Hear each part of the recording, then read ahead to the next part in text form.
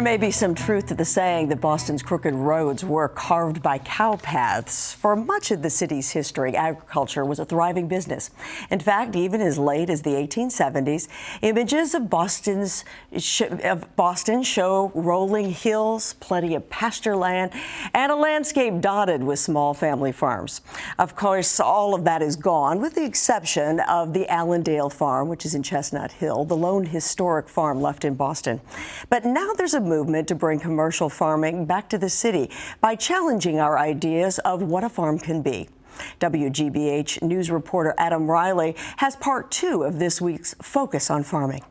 Higher Ground Farm gets its name from its unlikely location, the rooftop of a building in South Boston. Maybe we can get Bruce to take this compost back with him. Courtney Hennessy and John Stoddard are new urban farmers. It took them 2 years to find this space, 9 stories up on the roof of the Boston Design Center. The search wasn't easy. We're looking for a minimum of 25,000 square feet of space. It needed to have water access. It needed to have a landlord that didn't think we were nuts. Oh, and the big one, it needed to sustain the weight load. The idea was to build a rooftop farm to supply area restaurants and stores. And that's just what they're doing, growing tomatoes, salad mix, and herbs. Hennessy says being in the city enables them to deliver some of the freshest produce around. Because we're here in the city, all of our deliveries are done on bikes. We have been known to take an order, harvest it, and deliver it within 30 minutes. So that's kind of quicker than a pizza. Higher Ground Farm was built with 1,400 milk crates, each lined with a filter fabric, filled with a custom soil blend, and brought up to the roof one by one. We have an elevator that goes to the 8th floor, and then we have to walk everything up and down 2 flights of stairs to get it to our customers. It's a good workout. But getting up and down isn't the only challenge for a rooftop farm. We don't have things like squirrels and deer. We do have things like wind and seagulls are our 2 biggest problems. Despite these obstacles, Higher Ground Farm produced over 2,000 pounds of produce in its first year and hopes for even more this year. Hopefully we'll grow 6,000 pounds of food. So it's really a lot of food that you can grow in a small space. Growing in small spaces would also describe Sean Cooney's approach to farming in the city. We can grow lettuces, kale, we can grow things like anise and fennel, and right at the moment we're growing basil. The former tech entrepreneur recently converted empty space behind an East Boston tow truck lot into the new home of his urban farm, Cornerstock. Our friends kind of have gone from thinking we're crazy to basically thinking it's kind of interesting. His farm is made up of 4 used shipping containers turned into small hydroponic farms. Add vertical planting towers, drip irrigation, LED grow lights, and voila. 1 unit grows about 6,000 plants, and that translates to about 60 pounds of basil a week per unit year-round. Cooney says that's the same yield as a traditional 1-acre farm plot. I think in areas like this is the industrial areas, we could easily put dozens of these containers. That may sound crazy, but as John Stoddard puts it, if someone showed us, the book of like, you're gonna have to do all these things and check off everything on this list, we probably would have been like, but because we just kind of went into it very green and not really, we just pushed forward with the goal in mind. And for people in the city, down on the farm might just mean down the block. Adam Riley, WGBH News. So is there a future for commercial farming in the city? I'm joined now by Jesse Ben Hazel of Green City Growers, which installs raised bed vegetable gardens for homes and businesses. And it's great to have you here today. Hi, happy to be here. So glad you could be with us. Now, a vegetable garden for a homeowner is one thing, but these container gardens, are they really viable? Yeah, absolutely. It really depends on how much available space you have. We have a large rooftop farm on the roof of a Whole Foods supermarket in Linfield, Mass.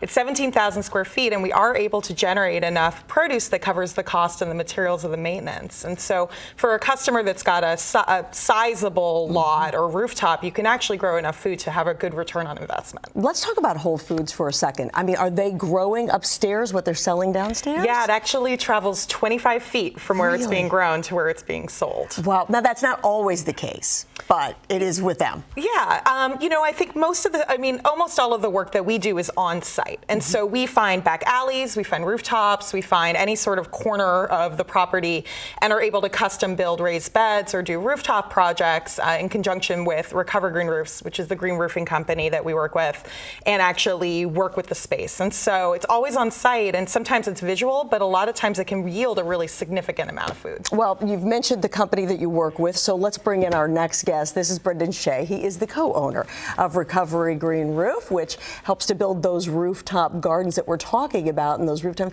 if you guys actually do the building, you do the farming, but you actually do the building of these farms. Yeah, so we work in the design and construction, and in both those phases, we're working with Green City growers to make sure we're setting them up for success.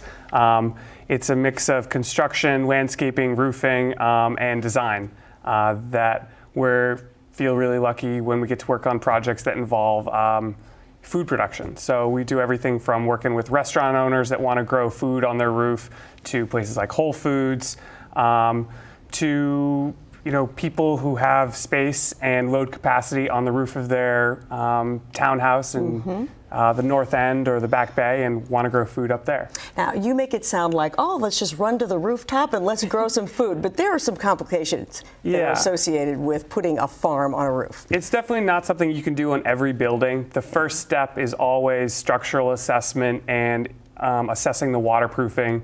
The primary purpose of a roof is to keep you dry and keep you warm, and any kind of project that had a negative impact on the building would be a failure. So the first thing we want to do is make sure we're not having any kind of negative impact. So working with structural engineers, working with waterproofing inspectors, making sure that you keep a waterproofing warranty, which is really important for commercial building owners.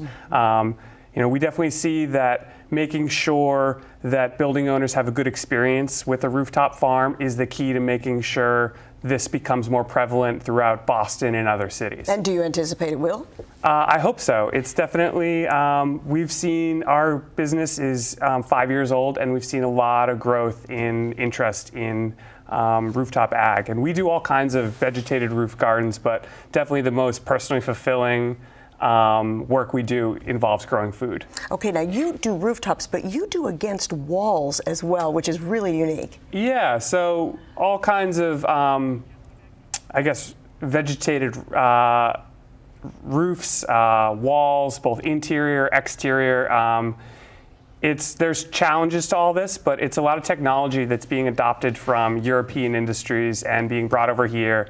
But what's cool is the American market has really emphasized growing food much more so than European green roof and green wall industries in the past. So it's not new technology, but the American market is definitely adopting it to meet our own needs. Sure.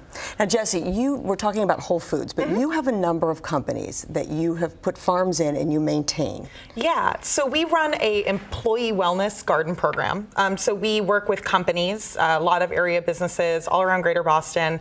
We actually come and take an area of the property, install a garden, and then provide an education program and a hands-on opportunity for the employees to be involved. And so we have these Google, Akamai Technologies, Athena Health, Harvard Pilgrim Healthcare, National Grid, among a bunch of other companies, where the benefit is both for the company and the employees. And so if you're an employee there, you get to go out and have a healthier smoke break, basically, and go and learn how to grow your own food. You get to take some of the food home with you, and the businesses often donate the rest of the food on the behalf of the company. Now, most of those situations, those are farms that are on the ground. Yeah, one is on the roof.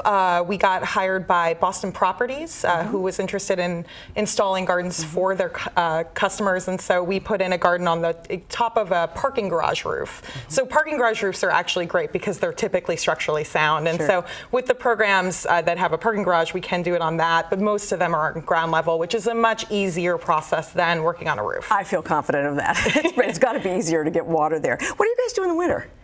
Well, we are working on doing indoor growing systems actually in conjunction with Recover Green Roofs. We have a few in Be Good restaurants around the area, and those are year-round. Right. We teach workshops, so we teach people how to grow their own food over the winter, and we're working on also having some systems that are hoop houses and season extension that will actually extend the growing season. And we also relax a little bit. Yeah. You need to relax? A little bit. So we're definitely farmers, and so we have there's Sure. a big seasonality to what we do. I'm sure that's very true. Well, it's really interesting. It's a neat thing. Let me ask you one final question. Do you anticipate we'll be looking up and there'll be something green on every rooftop in Boston? I hope so. I sure hope so. We really, really hope that that's the case.